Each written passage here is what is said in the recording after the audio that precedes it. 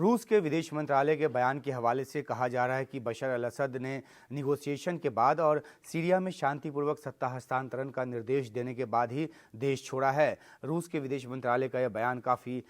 मायने रखता है क्योंकि रूस असद का सहयोगी देश रहा है। हाल में भी बमबारी के जरिए मदद की कोशिश की, विद्रोहियों को पछाड़ने की कोशिश की, लेकिन कामयाब नहीं हो पाया।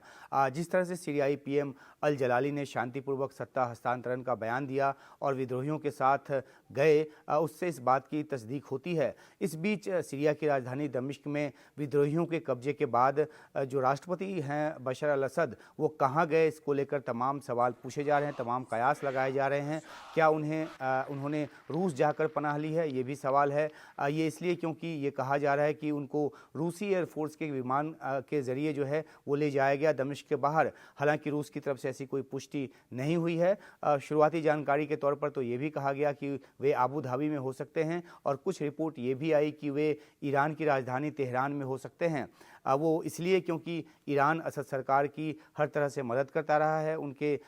सत्ता के पीछे खड़ा रहा है और इसलिए जब असद पर संकट आया तो ईरान अपने यहाँ उनको शरण दे सकता है। तो ये एक बुनियाद है या ये एक पृष्ठभूमि है जिसके आधार पर ये कयास लगाए जा रहे हैं। इन अलग अलग तरह की सूचनाओं के बीच समाचार एजेंसी रॉयटर्स जो है उसने 2 सीरियाई अधिकारियों के हवाले से ये खबर दी है या ये जानकारी दी है कि असद को ले जाने वाला विमान जो है वो हो सकता है कि दुर्घटनाग्रस्त हो गया हो। सीरियाई अधिकारियों के हवाले से कहा गया कि प्लेन उस समय दमिश्क से उड़ा जब दमिश्क पर विद्रोहियों का कब्जा हो रहा था और इसके लिए फ्लाइट रडार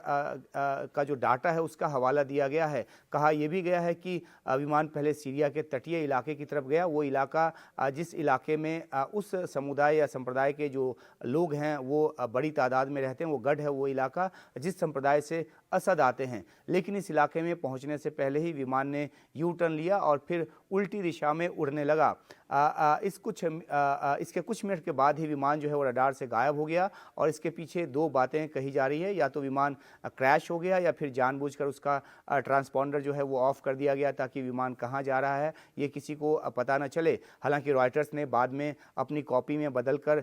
ये भी जोड़ दिया कि इस विमान में कौन सवार था इसकी पुष्टि नहीं की जा सकती, यानी कि असद इसमें सवार थे, उनके परिवार के लोग इसमें सवार थे या नहीं, इस बात की पुष्टि नहीं की जा सकती। ये रॉयटर्स की कॉपी में बाद में जोड़ा गया। गौरतलब यह भी है कि अगर असद को ले जा रहा विमान दुर्घटनाग्रस्त हुआ होता तो तकनीकी के इस युग में कहीं ना कहीं से इस बात की तस्दीक हो जाती, जानकारी आ जाती, विमान का मलबा जो है वो कहीं ना कहीं गिरा होता, उसको ट्रेस किया गया होता। तो कुल मिलाकर ये कि असद के दमिश्क से भागने को लेकर इतना सस्पेंस है कि रॉयटर्स जैसी एजेंसी ने सीरियाई अधिकारियों के हवाले से ये जानकारी साझा की। हालांकि इसकी किसी भी तरह से तस्दीक नहीं हुई है, लेकिन सस्पेंस के पहलुओं में एक और जो पहलू है वो जुड़ गया है और जो जानकारी अलग अलग तरफ से आ रही है उसमें से कौन सी जानकारी सही है तभी